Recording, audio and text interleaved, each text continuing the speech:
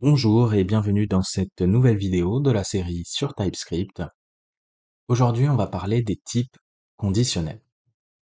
Alors, on va commencer tout de suite par créer une interface pour des objets user. Ici, on va avoir un attribut name et également une méthode pour créer des posts. On va créer également une deuxième interface, admin, qui va être une sous-interface de user. Ici, admin étant user, et dans ce cas-là, on va rajouter une méthode pour supprimer des postes. Les objets admin auront cette capacité en plus de supprimer des articles. Ici, on va commencer par créer un alias et on va assigner ce type de manière conditionnelle. On va avoir une condition. Au niveau de la condition, on va utiliser le mot-clé extends, comme on le ferait lorsque on ajoute des contraintes sur les génériques. Sauf que ici, ça va nous servir pour créer une condition. Voici notre condition. Est-ce que admin est en user? Et au niveau de la syntaxe, on va avoir une condition ternaire.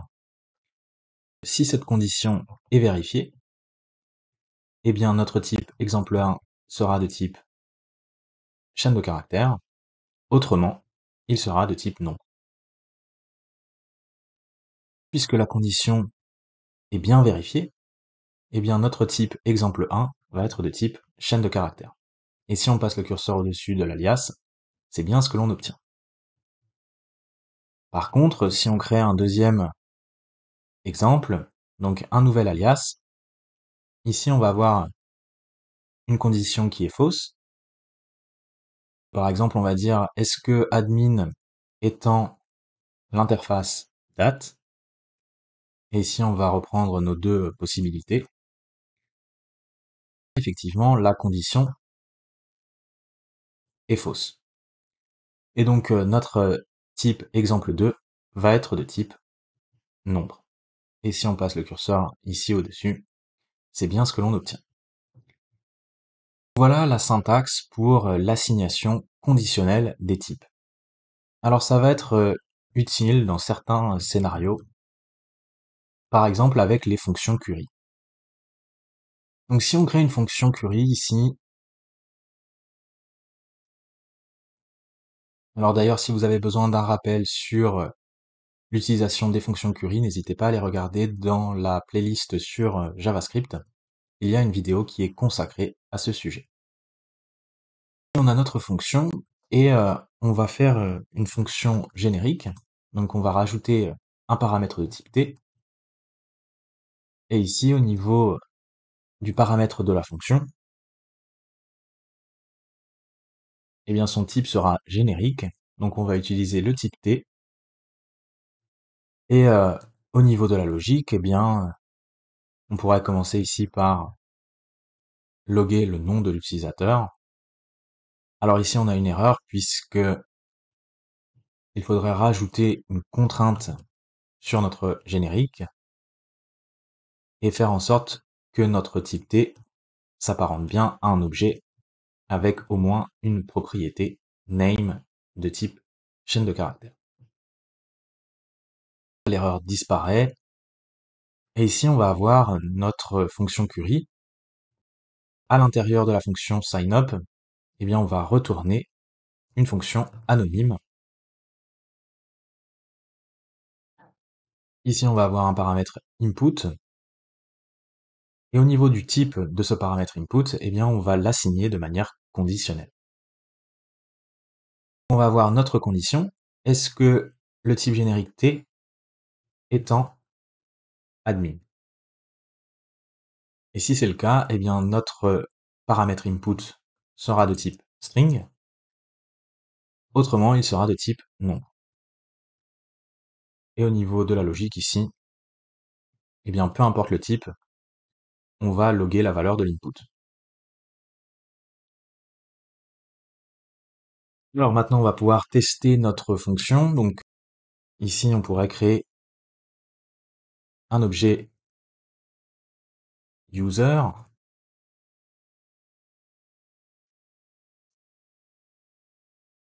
Pour les objets user, il nous faut bien une méthode pour créer des posts. Et on va créer également un deuxième objet qui sera cette fois-ci de type admin.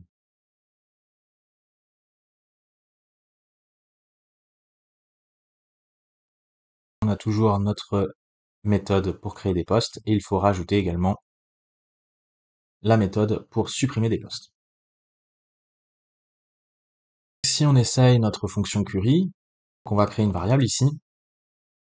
On va l'appeler par exemple create user password. Ici, on va aller appeler notre fonction signup. Et au niveau du paramètre, on va passer le premier objet qui est de type user. Ici, dans notre variable, on récupère bien une fonction, à savoir cette fonction qui a été retournée par la fonction signup. On a notre fonction ici, et lorsque l'on va vouloir utiliser create password, vous voyez qu'au niveau de l'input, eh bien l'input est bien de type nombre. Puisqu'on a utilisé user, la condition ici est fausse, user n'étant pas admin, le type T ici a été remplacé par le type user, et le type user n'étant pas admin, et donc la condition est fausse, et on se retrouve avec un input qui est de type nombre. Pour le mot de passe des utilisateurs, eh bien on est obligé d'utiliser un nombre. À l'inverse, si on crée une deuxième fonction ici, et qu'on passe l'objet de type admin, lorsqu'on va utiliser la deuxième fonction, l'input est bien de type string, puisque la condition ici est vérifiée. Et donc le mot de passe pour les objets administrateurs, eh bien c'est une chaîne de caractères. Voilà un cas d'utilisation pour les types conditionnels. On va pouvoir les utiliser notamment au sein des fonctions query. Alors on va voir un deuxième cas d'utilisation. On va voir que les types conditionnels vont nous permettre de créer en quelque sorte des types utilitaires personnalisés. Alors effectivement, grâce aux types conditionnels, on va pouvoir eh bien en quelque sorte créer nos propres types utilitaires. On avait vu dans la vidéo précédente le fonctionnement des types utilitaires. On en avait passé en revue plusieurs, notamment required, omit, pick, etc. Et dans ce cas-là, on va essayer de créer notre propre type utilitaire. On va commencer par définir différents types qui vont être des médias. On va avoir un type pour les musiques avec différentes propriétés. Et nos médias vont avoir des propriétés assez similaires. Ici, à chaque fois, on va avoir une méthode rewind qui va permettre de rembobiner et également une méthode play qui va permettre de jouer le média. On a un premier type, on va en créer un deuxième pour des vidéos. On va créer un autre média qui, cette fois-ci, va être un peu différent par rapport aux autres. Par exemple, PDF, et ici, dans le cas des PDF, eh bien, on ne va pas avoir de propriété time, et on ne va pas avoir ces deux méthodes. À la place, on va avoir une autre méthode pour télécharger les PDF.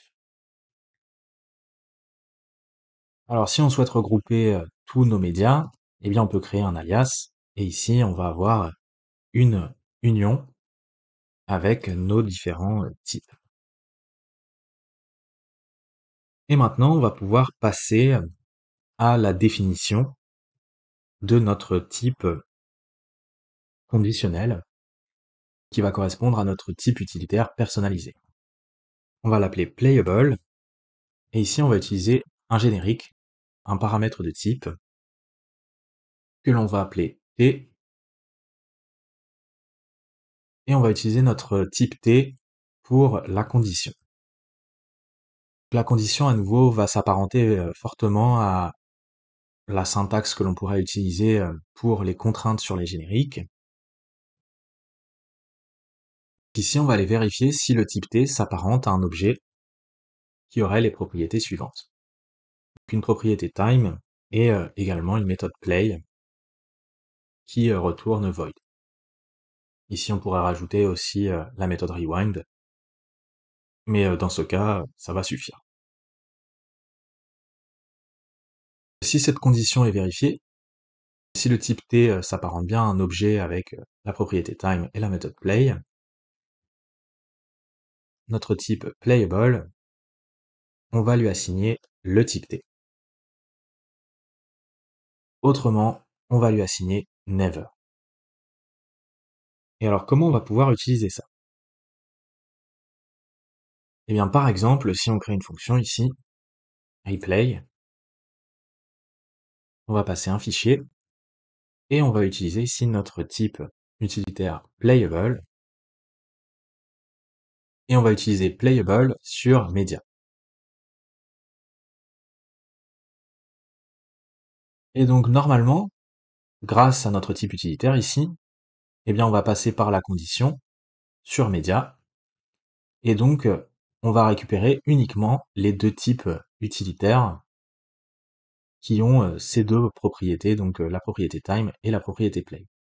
Donc autrement dit, on va récupérer uniquement musique et vidéo, et on va exclure PDF. Donc on va avoir un peu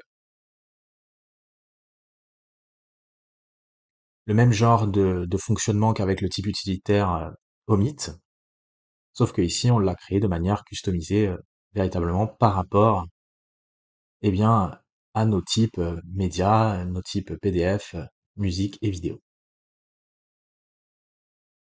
Ici au niveau de l'implémentation, eh bien on pourrait utiliser la méthode rewind et ensuite la méthode play. Si on utilise la méthode replay, vous voyez que TypeScript a bien compris que au niveau du fichier, eh bien on peut renseigner uniquement des musiques ou des vidéos. Notre type utilitaire playable permet de récupérer uniquement eh bien, les fichiers qui peuvent être joués, à savoir les musiques et les vidéos, et ici on a réussi à exclure le type PDF. Et donc ici, on est bien obligé de renseigner soit une musique ou une vidéo, alors on pourrait ici renseigner par exemple une vidéo. Au niveau du type, on va avoir MP4. Au niveau du temps, on pourra mettre 400. Ensuite, on va avoir la méthode rewind qui va remettre le temps à 0. Et ici, il manque la méthode play.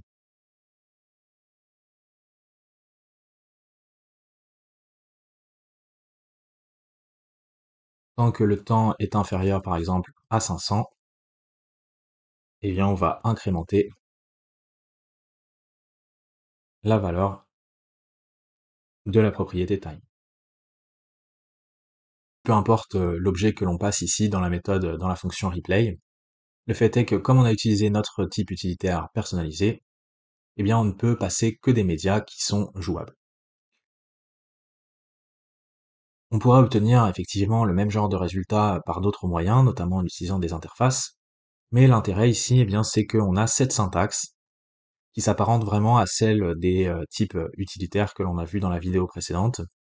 Et donc, on comprend bien ce qui se passe ici. On voit que notre type playable, eh bien, va permettre d'effectuer des opérations par rapport au type média, et ici, en l'occurrence, d'exclure le type PDF.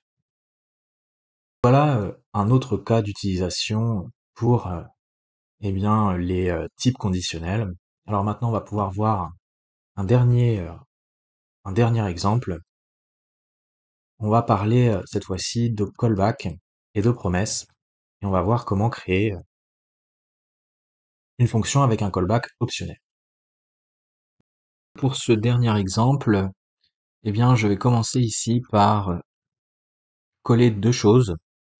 Une interface qui permet de décrire des objets post avec donc un identifiant, l'identifiant de l'utilisateur, le titre de l'article et le corps de l'article. Et ici, on a un URL que l'on va utiliser dans notre fonction pour aller récupérer, ici en l'occurrence, des posts à partir d'une API que l'on utilise à chaque fois, donc JSON placeholder.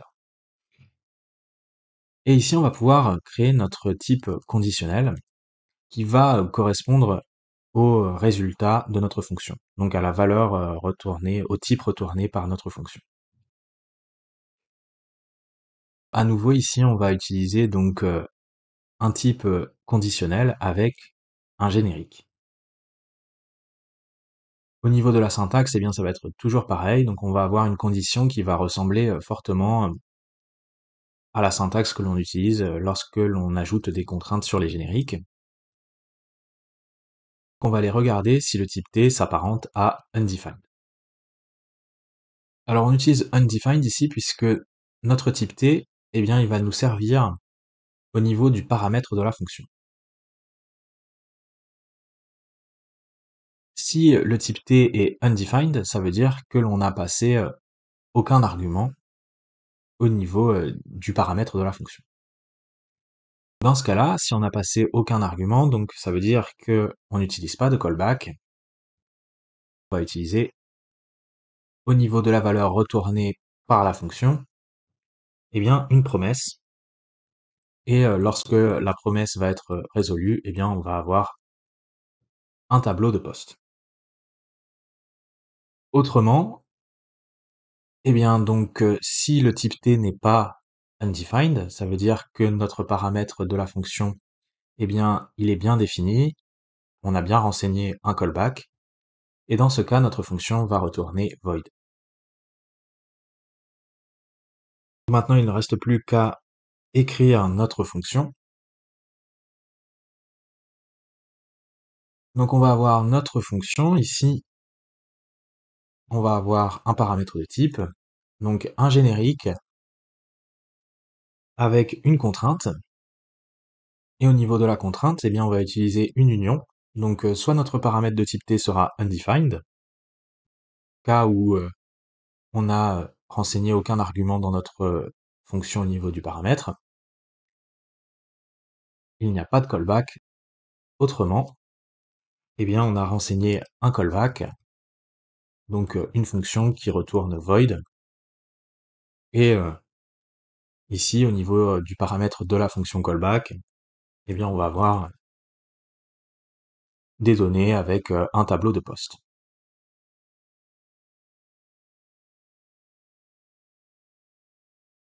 On a le paramètre de la fonction qui va être un paramètre optionnel. Donc on se rappelle de cette syntaxe avec le point d'interrogation. Le paramètre devient optionnel. Soit il correspond à un type en particulier, ou bien il est undefined. Et donc ici, au niveau du typage, eh bien, on va utiliser le paramètre de type T.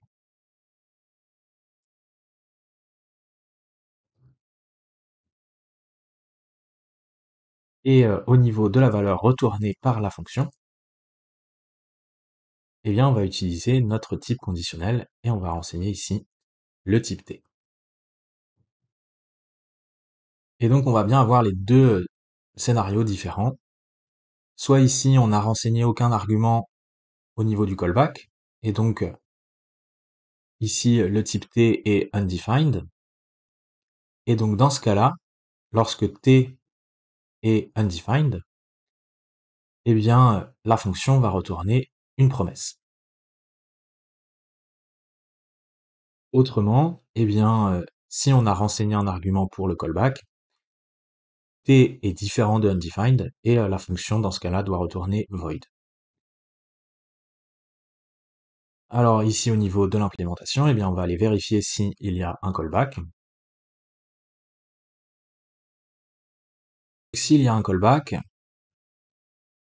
T est différent de undefined, Et bien dans ce cas-là, on va aller récupérer les données avec fetch. On va convertir la réponse au format JSON. Et ensuite, on va enchaîner avec une nouvelle méthode then, et on va renseigner ici notre callback. Et on va retourner ici undefined. Autrement, donc deuxième scénario, le callback est undefined, et donc dans ce cas-là, on va utiliser une promesse. On va utiliser fetch à nouveau, et sauf que cette fois-ci, il n'y aura pas de callback, donc on va juste récupérer la réponse que l'on va mettre à nouveau au format JSON. Alors ici, malheureusement, on a des erreurs, et c'est parce que TypeScript n'arrive pas à comprendre véritablement ce que l'on retourne de la fonction. Et donc pour éviter ces erreurs, malheureusement, on est obligé d'utiliser une assertion, comme ceci. Donc on est obligé de rappeler ici que ce que l'on retourne ici correspond eh bien, à notre type que l'on a défini de manière conditionnelle. Et pareil ici, donc on est obligé d'utiliser une assertion, puisque TypeScript n'est pas capable d'inférer malheureusement correctement le type retourné ici. Voilà, on a terminé avec notre fonction, alors on pourrait la tester et tester les deux scénarios. Donc on va commencer ici par le premier scénario avec la promesse. On va utiliser une fonction asynchrone que l'on va invoquer immédiatement. Et donc on va aller récupérer les données. On utilise await ici, puisqu'on a une fonction asynchrone. Et on va utiliser fetch post, notre fonction. Et ici, on ne va renseigner donc aucun callback. Dans ce cas-là, eh bien, notre callback est undefined. Et donc la fonction va retourner une promesse. Et on va tomber donc dans ce deuxième scénario ici.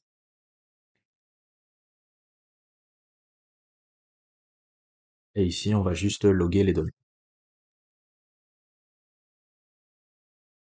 On lance le script. Et tout fonctionne. On a bien récupéré nos articles. Maintenant, on va passer au deuxième scénario.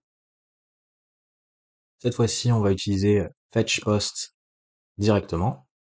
Donc dans ce cas-là, on n'a plus de promesse, puisqu'on va passer ici eh bien, un callback. Donc on va avoir notre fonction callback, telle qu'on l'a décrit ici. Donc on va passer des données. Et pour chaque donnée, eh bien, on va prendre le post et on va loguer le titre du post. Dans ce cas-là, on n'est pas obligé d'avoir une fonction asynchrone, puisqu'on ne retourne pas de promesse, mais notre fonction retourne bien void. Donc on n'est pas obligé d'avoir ici une fonction asynchrone, puisqu'on utilise un callback. On relance le script, et vous voyez que cette fois-ci, on a bien récupéré les titres uniquement des articles, puisque c'est ce qu'on a effectué ici dans notre fonction callback. Voilà un dernier cas d'utilisation pour les types conditionnels qui peuvent être également utilisés avec les promesses et les callbacks. Alors notez ici qu'on aurait pu obtenir à peu près le même genre de résultat avec une surcharge de fonction, donc un overloading sur cette fonction. On aurait écrit différentes signatures, une avec callback et une avec promesse, et ça aurait fonctionné à peu près de la même manière. Voilà, c'est à peu près tout ce que je voulais vous dire sur les types conditionnels. Ça peut être assez pratique, j'espère que ça vous aura plu en tout cas. N'hésitez pas à mettre un commentaire dans la vidéo, et on se retrouve très bientôt pour la suite de la série sur TypeScript.